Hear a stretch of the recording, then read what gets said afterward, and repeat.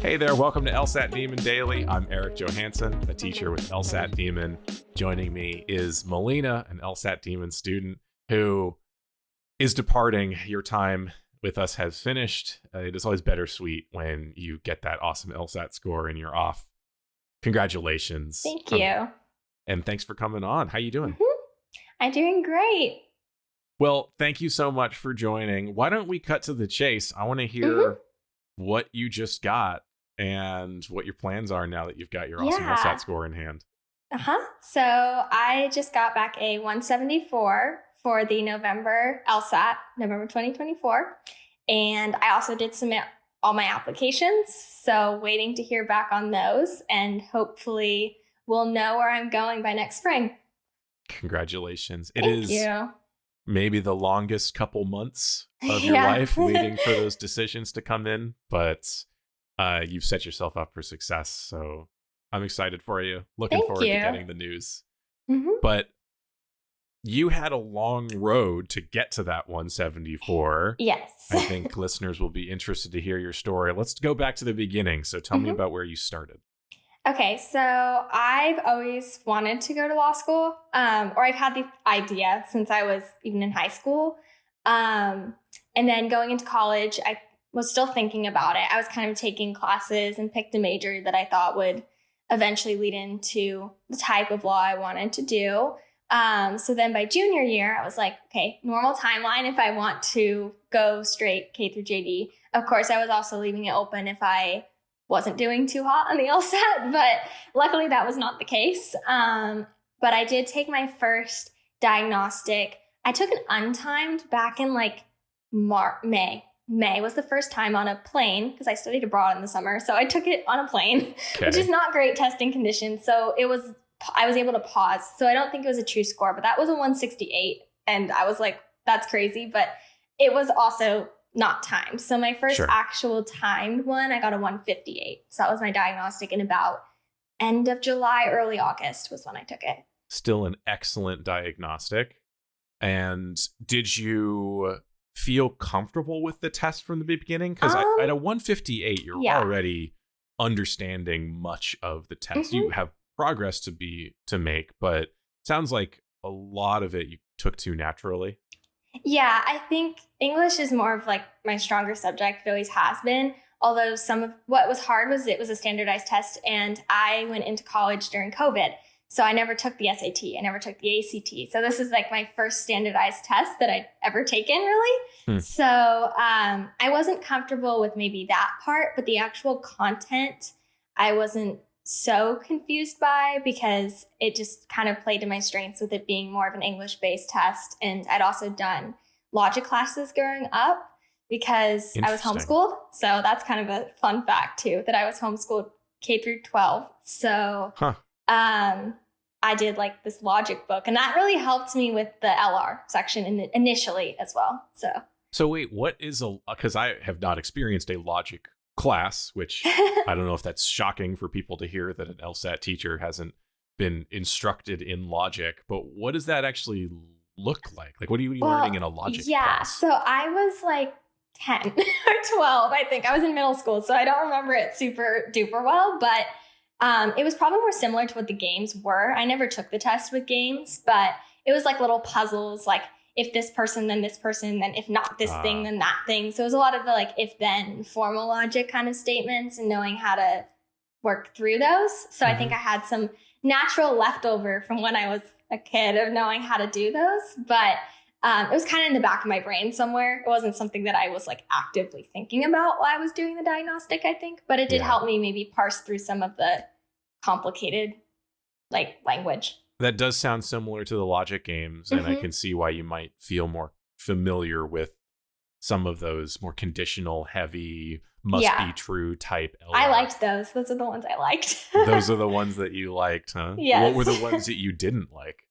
I was always not the best, I feel like, at necessary assumptions. I don't know. Those like tripped me up sometimes. I was always pretty good at sufficient assumptions.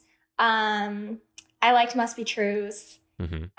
Necessary assumptions, and then parallel for me in the beginning was hard, but then once I kind of figured out what I was doing, they were okay. So yeah, What was the trick to unlocking parallels? Really focusing more so on the structure than the content. Because I think at first, especially as someone who'd like not experienced in the LSAT, you're maybe trying to match content more. Once I really figured out like, oh, this is an A then B kind of thing, or the flaw in this is that it's causal is backwards or something like that, then I would be able to know that to go to the answer choices with, rather than looking for like word matches. I think I was looking for word matches at first and not content or like structure matches. Mm-hmm. So that was what changed there.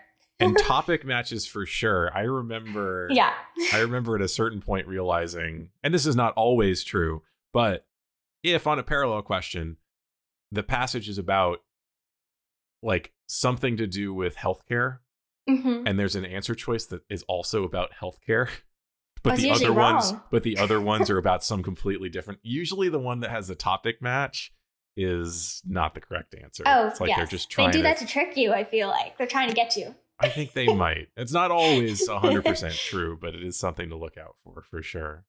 Okay, well, logical reasoning, it sounds like you loved. Reading comprehension, same thing? Did not love reading comprehension. That was definitely my more difficult section between the two. Even my dashboard scores on like LSAT Demon show that. Like before I took my 174, I remember what they were, that my LR was at 95 on the dashboard. And then my reading was like 83. So it wasn't terrible, but there's definitely like a spread to them. However, literally like 3 days before my final November take, I did go -0 on an RC section. That was like the first time I had done that. So I was like, okay, sweet. It's going to be good in like 3 days from now. But nice. I think for me, it just was a lot more swingy. I would have really good days for it. And then sometimes I'd miss like 4 to 5. I never was missing, even in the beginning, more than 8, I don't think, in an RC section. But I don't know. I just didn't like doing them. So I think that was harder too, because I wasn't practicing them as much, because I really had to like make myself sit down and focus because they're longer. Whereas LR, I had the app and I would just like walk around, do like one question here and there, and they're easier to kind of do on the fly. So they're just little bite-sized logic puzzles. Yeah, I liked those better for that reason. But I think eventually I kind of figured out doing the same thing of reading it, really understanding it, predicting answers similar to LR, and then it worked for RC too. So they're just longer arguments. That's what I say in my classes a lot, is you can treat those RC passages like they're longer LR passages, and you're doing the right kind of analysis. If you're asking, what is their conclusion? What are they trying to convince me of? And how are they doing that? And do I buy it? Or do I have any follow-up questions? Yeah. Yeah, and I was really like interacting with it as I was reading too. So I think that really helped me for increasing my score in RC, was like asking questions in my head after I read something like, oh, what's coming next? And that was something that I got out of, I did the Demon Live classes for a month. So out of the month that I did the Demon Live classes, I would always go to Chris's like harder RC one. I'm trying to remember what it's called. Final Passage, that's what it's called. And so that was one of my like favorite classes, because I tried to just go to RC classes because that's where I was weaker, to get help with those. And just like the way he would like make it funny. That was what I tried to do in my own head as I was reading for him. So that's great. Yeah, Chris is a character and he teaches a great RC class. So you mentioned engaging more with the passages, asking questions about what you had read, speculating about where it might go. Did you find that was slowing you down? A little bit. I will say on my 174, I did not finish, I don't think, a single section. I think I finished one logic section, and I'm pretty confident that I got none wrong on that logic section. And I think it was probably scored just with how my score turned out. I didn't like not answer tons at the end of the other sections, like 1 to 2 questions, I believe. I clicked just a random letter. My letter was D that I would click. So maybe it was right, maybe it was wrong. But I didn't worry about the time as much, I think. And it did slow me down initially a little bit, because I was like skim reading before. I think it's like the natural inclination to do that. So it slowed me down a bit, but then eventually it actually made me faster, I feel like, because then the questions went by like really quickly. So totally. That's good to know. And for those of you listening, worried that you need to finish the sections, here's proof. You can go without finishing sections and still score 174. So awesome. Were you with LSAT Demon from the beginning? No, I wasn't. So I used LSAT Demon. I think my first logged practice test in LSAT Demon was in September. It was mid-September. So it was exactly 2 months before my November retest was. And then for the first because I started seriously studying in August, at the end of August. So throughout the back half of August, front half of September, I tried a lot of different things, actually. I don't know if I should name drop, but I can't. A lot of different things. We'll leave it at that. A lot of different things. I tried using books. I tried another online platform. And a lot of them for me were some were a little too basic because I was already in the low 160s that I needed something to get me from that to the 170s. And a lot of these were focusing on just breaking down the sentence structure, which is important, but that was something that I already felt like I got. I needed something that was maybe at the higher numbers side.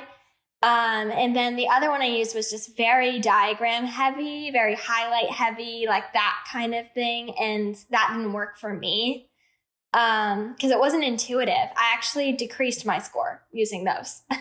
Instead of going up, I got a little worse because I was not using my natural intuition that I was in the beginning to even get the 158 diagnostic. And then my practice test actually after that was 164, another 164. And then they dropped back down to the 150s when I started using the other stuff. So I was like, if I can unstudied get a 164, something's wrong with how I'm studying. So then I changed it. In mid-September, I just the free plan and I used that. And then I did get the basic, I think, the non-video one. And I was using that leading into October. I met with an LSAT Demon tutor for 2 sessions. Just because I thought I don't know, it was leading into my October one and I was still struggling with RC mainly. So I wanted some tips, some pointers. And he was like, you should do the Demon live before your November test. It was kind of a little too late for October at that point. And I was like, okay, yeah, I'll switch to that. So I appreciate him for saying don't tutor with me, use live. That was nice. A little more cost effective. Yeah. So that was definitely more cost effective. And I can speak on that as well for making it more cost effective because that was something that I did throughout the process as well, was trying not to spend thousands of dollars on LSAT prep. Yeah. But then I started on the live and I did the live for a month, basically the whole month of October. And so I had a little bit of live leading into my 167, about a week or so. And then I had 3 weeks of really just kind of locked in there at the end. And things just immediately kind of clicked. Within a week, something changed and I did very, very specific things differently between the 167 and the 174 that I also can talk about that I think are what changed me from that test to the next one. So I learned some of them in the live. Some of them were trial and error of me doing practice tests to see what worked. What's the biggest one that you can remember? First was the initial programs I was using told me to read the question stem first. It was honestly making me more confused to read the question stem first. Sure. So then I switched to reading the passage first and consistently doing that. I kind of had to fight with myself to do that initially because I'd been kind of trained the other way. And then I also was predicting all my answers as best as I could for all the questions that you can predict on. And then I think the biggest one, though, was looking for what was wrong in each answer rather than looking for what was right. Because I would get down to, with the 167 or when I was scoring the 160s, get down to 2 and be like, I don't know, they both kind of sound right. And I'm sure a lot of people would relate to that. That's kind of how I think you normally take tests too. You just kind of see which one sounds the most right. But on the LSAT, there's only one that's right. So if that happened to me where I did get, because there's always a couple in there that are just that is so clearly wrong. It's not that one. That if you got down to a couple that seemed both to be right, then I would instead of looking for what's right, look for which one can I pick a hole in and say, no, that one's wrong. So it's got to be the other one. Yeah. And that was something that really changed the way I approached both sections. I think that's what helped me in RC especially too, because I was looking for which one has passage support of these two I'm stuck with, or which one doesn't. Like, look for what's wrong in it. So yeah, that would be my biggest tip. Look for what's wrong in answers. Those are great. Yeah. So try to eliminate wrong answers rather than just go in hoping to find the right one. If you don't have a prediction, because normally I predict, but if I didn't have a prediction, because like sometimes necessary assumptions are hard to predict, or there might be some, I don't know, I'm trying to think what other ones are typically hard to predict, but there are like, unlike sufficient assumption where you can just like kind of know, or the conclusion. Yeah, supported questions can be tricky to predict sometimes, but I think so. When I did both. Those, I think you can and you should do both. Mm-hmm. Try to make a prediction, look for the answer that you predicted, but also go in with that sense. It was like my backup plan. If the prediction didn't work out, I was like, okay, now I'll process of eliminate these, see which one is wrong. And that really helped. I can even remember one question on my November exam doing that exact thing, that I got down to 2. And I was like, well, one of these got to be wrong. So, and I was like, well, this one has this one word in it. I think it was like more versus most or something like that. That was the only difference between the two. And I was like thinking back, and I reread the passage and was like, well, it's got to be the less strong one in this scenario. Sure. So good. Like things like that. Good. Those are all great tips. Excellent. Mm-hmm. Maybe the last thing I'll ask you about is, you referenced it earlier, trying to be economical in your LSAT study. I understand that if you're doing this for any amount of time, the expenses are going to rack up. Yeah. So talk to me about how you economized, or what it was that you felt was useful to invest in, and what maybe was not so useful to invest in. So I have an LSAC fee waiver, which was actually very helpful. I requested that back in like June, and I just sent them, they accepted it with this, but I sent them my undergrad scholarship or financial aid FAFSA stuff. And that's what they took. And so it might be different for everyone what they request from you, but that was what they requested from me. And it got approved. So that helped me with LSAT Demon had like some discounting for that. And it also helped me take my LSATs for free. So that was really nice. And I think you'll get some application fees. I did. All of my applications, the applications themselves were free. And then I had 6 of the CAS waivers. Which would be $45. Which would be $45. So then any of the ones that I didn't have CAS, then I did have to pay the $45, but that was kind of minimal after having all the other stuff waived. Mm-hmm. And fee waivers from schools, especially, you can get them for merit. Like they were sending them to me because I put my transcripts into the platform, like I think in the summer, because I wanted to just have it out of the way. Because I did my personal statement, I did all that stuff like kind of in the summer. I'm also in school right now and I work. So I'm like, I had to kind of time manage when I was going to do things. Sure.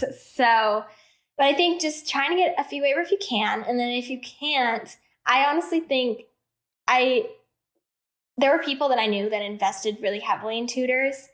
That wasn't something that I needed, especially like $1,000 plans that they'll try and sell you on. That I got emails of those. And I was like, well, that's too much for me to afford.